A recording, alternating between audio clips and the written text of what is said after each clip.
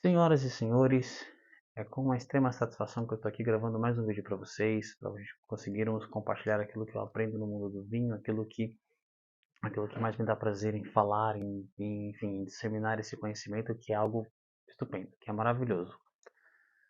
Ahn, eu tenho recebido algumas notificações, algumas mensagens pelo meu Instagram, às vezes alguns comentários aqui mesmo no YouTube, nas páginas, enfim, que existem muitos curiosos, né, no mundo do vinho.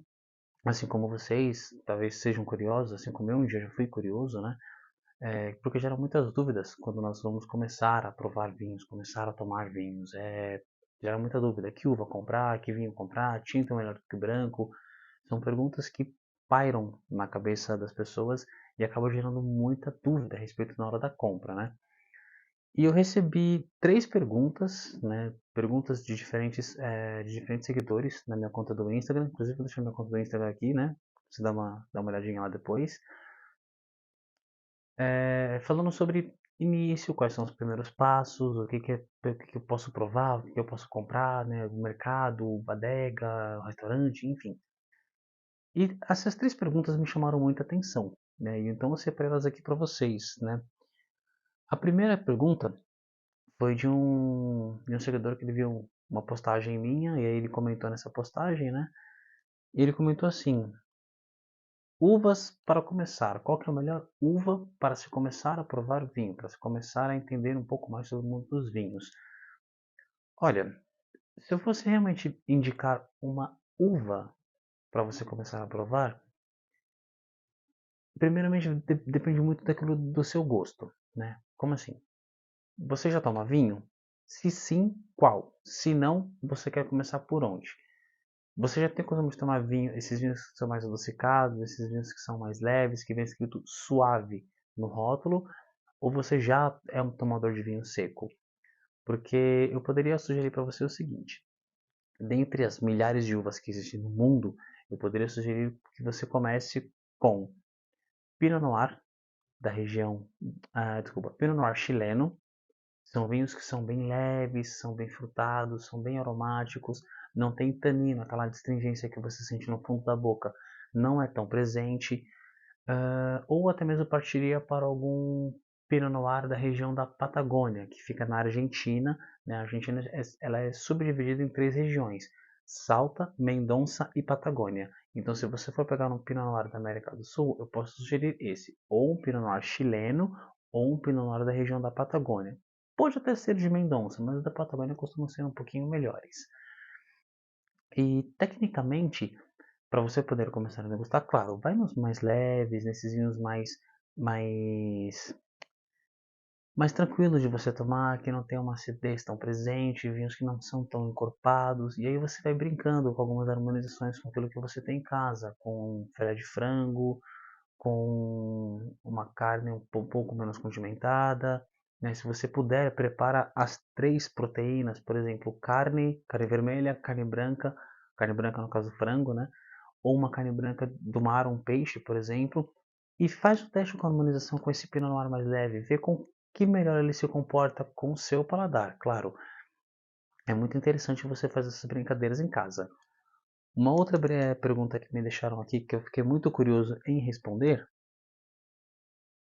foi o melhor vinho para iniciantes. Olha, eu tive a experiência, por exemplo, um tempo atrás, de uma pessoa que falou dessa forma para mim. Falou: Antônio, eu sou tomador de vinho suave, aquele vinho doce que a gente compra no mercado, paguei 15, 20 reais a garrafa e bebe pra caramba, fica muito bêbado. Mas eu quero começar a passar para um vinho seco. Só que eu provei alguns e esses vinhos são muito fortes. O que acontece? Esses vinhos que vem escrito suave no rótulo, eles são vinhos que, além que depois do processo de produção é adicionado açúcar para diminuir a acidez do vinho e deixar ele literalmente suave. Isso faz com que o vinho fique doce, porque tem adição de açúcar.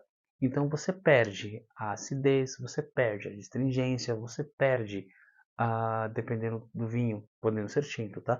Você perde até mesmo uma certa mineralidade, você consegue perder um pouco do corpo. Então fica literalmente um líquido doce que você está degustando. Você acaba não atingindo todos os paladares. Existe um vinho que é produzido aqui no Brasil, é interessante porque ele é feito com uvas vitis vinífera, mas ele é um vinho suave. Por quê? Nesse caso, no processo de produção do vinho, no processo de fermentação alcoólica, esse vinho ele fica suave porque quando a levedura está comendo o açúcar para transformar em álcool etílico, ela precisa consumir todo o açúcar para transformar o álcool em gás carbônico, em álcool e gás carbônico, e consumindo todo o açúcar, ele se torna um vinho seco.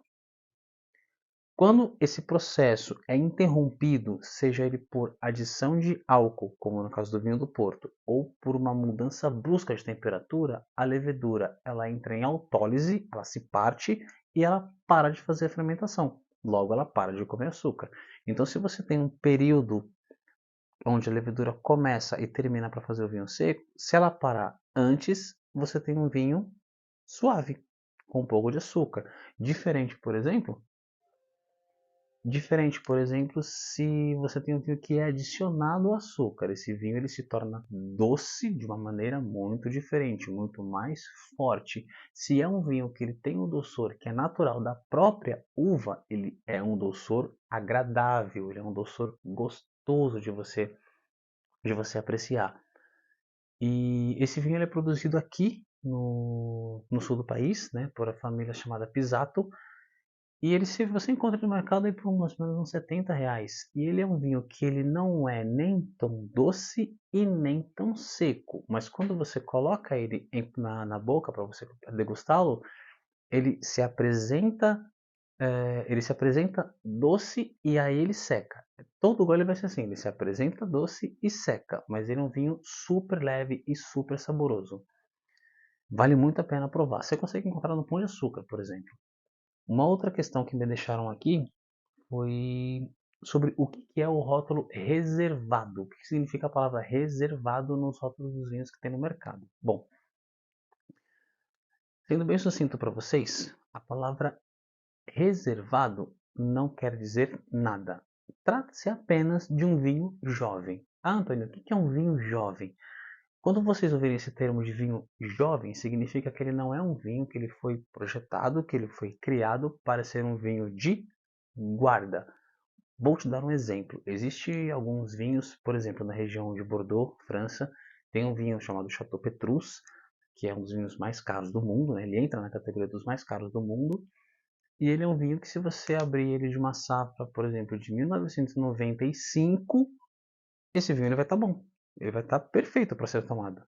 Em comparação, esse vinho reservado, se você guardar ele pelo mesmo período, quando você for abrir ele, se você pegar um reservado de 1995, esse vinho ele já vai estar muito claro, ele já vai estar muito ácido, com aquele aroma e gosto de vinagre, ele já vai estar literalmente morto. Por que que isso acontece? Porque o vinho, para ele se tornar um vinho de guarda, as vinhas precisam ser velhas, né, beirando mais ou menos 60, 70 anos de idade, porque já produzem poucos bagos, mas esses poucos bagos são os cachos das uvas, mas esses cachos eles são muito complexos, porque devido à idade da vinha, ela vai muito a fundo no solo para poder buscar nutriente. Isso vai trazendo muita complexidade para a uva.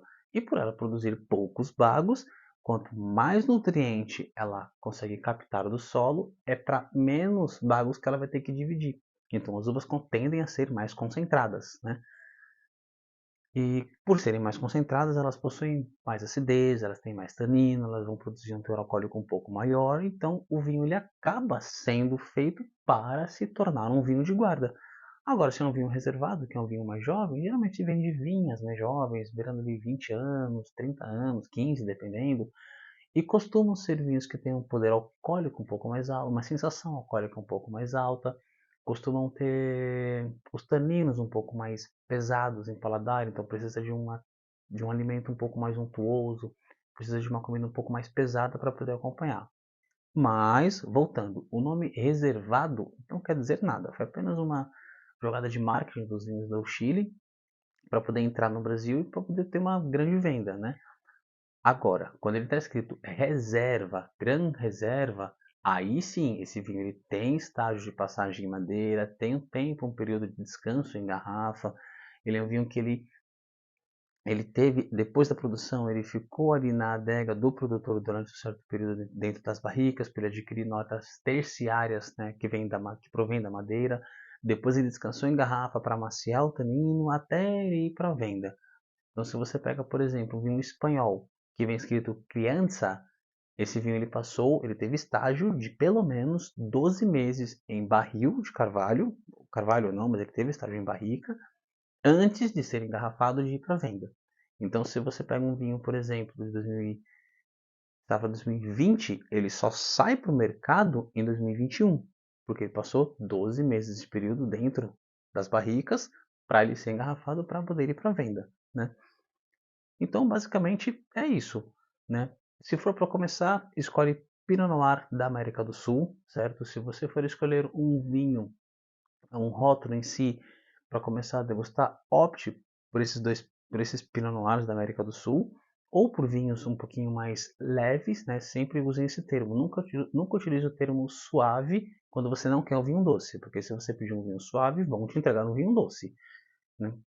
Então você pode pedir um vinho leve, com taninos macios. Aí você vai ter um vinho para degustar de qualquer hora, a qualquer momento, em qualquer lugar. E se atente a essas pequenas palavrinhas: reserva, gran reserva, garrafeira, colheita selecionada. Isso significa que o vinho teve algum procedimento específico na produção que vai refletir na sua qualidade, certo? Bom, eu espero ter respondido essas perguntas para vocês, né? E se vocês tiverem alguma dúvida, tiverem algum comentário para fazer, alguma coisa, joga aí nos comentários, ou então você me segue lá no Instagram, me manda um direct ou faz algum comentário em algum post, e eu vou sempre tentando fazer um vídeo aqui para vocês para ir respondendo as dúvidas, para ir disseminando conhecimento e assim a gente vai crescendo. Tudo jóia? Tá certo? Pessoal, obrigado mais uma vez por ter assistido até aqui e nos vemos nos próximos vídeos. Valeu!